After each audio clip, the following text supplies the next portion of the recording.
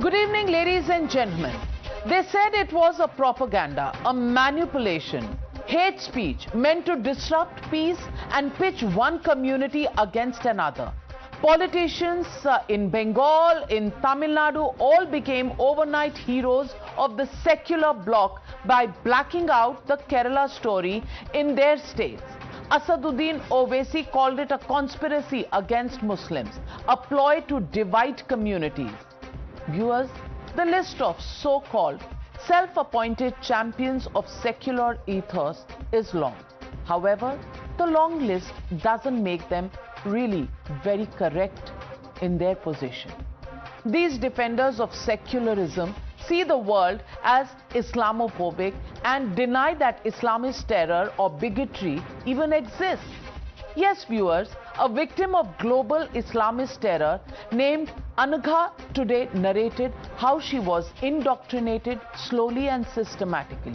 She was fed on video sermons of hate preachers like Zakir Naik and radicalized into becoming an anti-Hindu.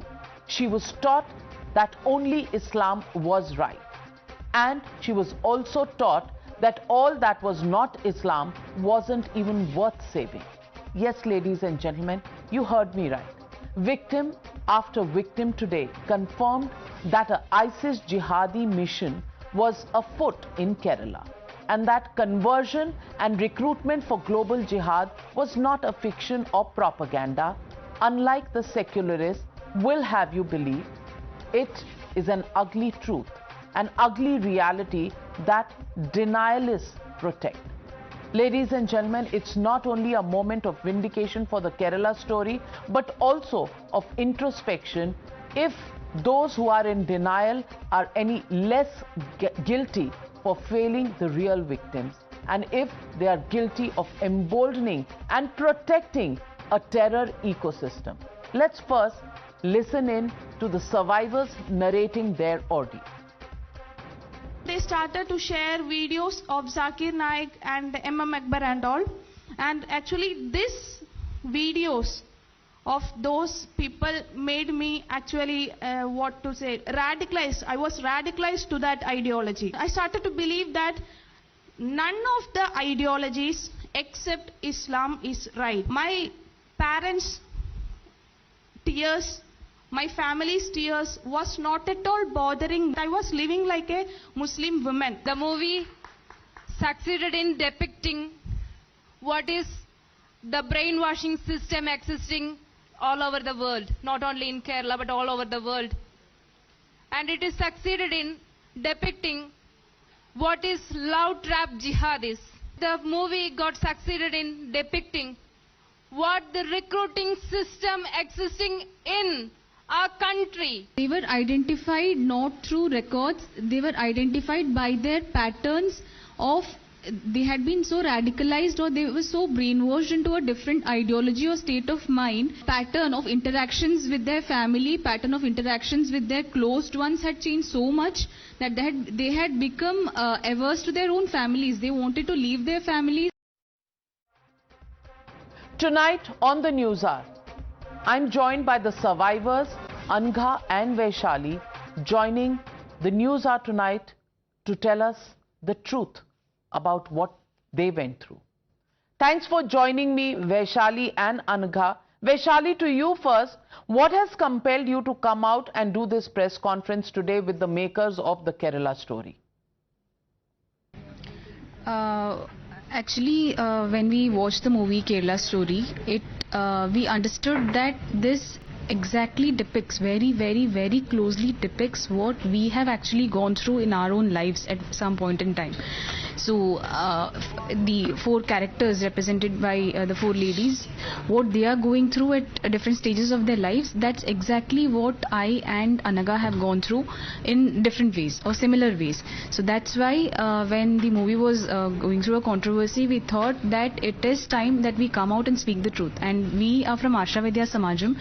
Since 1999, we have been seeing lots of such cases, not just in Kerala but from around India and the world. and we have been successful in bringing back more than 7,000 such people. So we know from our daily experience and our experience of bringing back such people that this is reality and this is actually happening, and we have to come out and talk about it. That's the reason we attended this press conference. But Vaishali, do you think people have doubted your story because they wanted to cover up this ugly truth, which you say you have experienced yourself, and you have rescued 7,000 women, girls who have gone through this themselves? Why they want to cover up the story, we don't understand, because this movie is not at all a propaganda. It's speaking about facts, and why people want to hide facts, we don't understand. And it's not biased towards or prejudiced against any particular community or religion. It is just saying that if there is a certain brainwashing system or strategy that is leading people into performing anti-national or terrorist activities or joining a terrorist organization, that has to be stopped, or that has to be overcome. So why do and it is not against any particular community, it could affect any of them, and we want to fight against that. And people, if they want to cover it up, then we really don't understand what is their intention, because they don't want truth to be spoken out.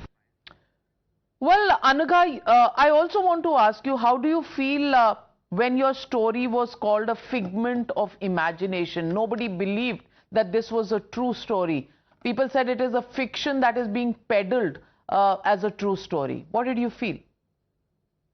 Okay, I'm really worried because the story clearly depicts the conversion strategies, and also what is going throughout our country.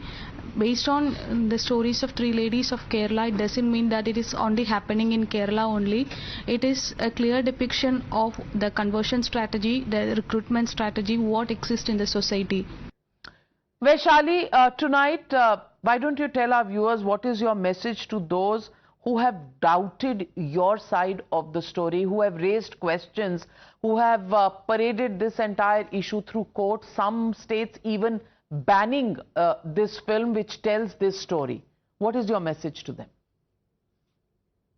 We would just say that they have to open their eyes to reality, and they have to understand this is happening, and let it not be too late that until or unless it happens to in their home, or unless it happens to their own loved and dear ones, they'll be opening their eyes. So it will be too late. So definitely they have to hear our stories. We have more than 25 people who are our full-timers today who can talk about their stories. So definitely they have to listen to these stories. They should follow the current trends on what is happening, especially in Kerala. Well, all I can say is that these girls have been extremely truthful and brave to come out and say this. Thank you, Anaga. Thank you, Vaishali, for joining me and putting your truth in front of those who have constantly questioned or been in denial mode. Thank you very much, Anaga and Vaishali, for joining me on the Newshour tonight. And ladies and gentlemen, you just heard the survivors. Even as they attempted to bring out the truth, there were those, and there are those, who still continue to cast doubts and call the movie a conspiracy. Listen in. BJP की सरकार ऐसी फिल्मों को promote करती है जो society में नफरत फैलाते हैं, जिसका हमने नतीजा परसों जम्मू मेडिकल कॉलेज में देखा, जहां लड़के लहू लुहान कर दिए गए, खून से वो लथपथ थे, जख्मी हो गए, और मसला यही था कि जो केरला स्टोरी की फिल्म की बात उसके ऊपर बहस हुई थी।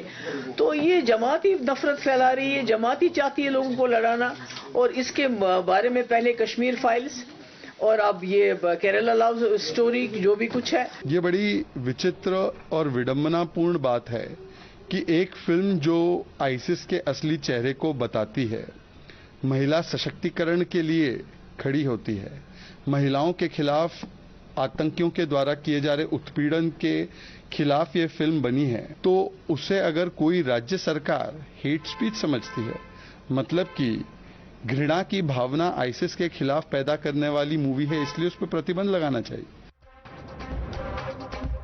So the legitimate question, viewers, that we are asking on the Newshour tonight: will the lobby still deny and doubt after hearing these stories from these live girls who have gone through it? That's the question, and that's the debate coming in on the other.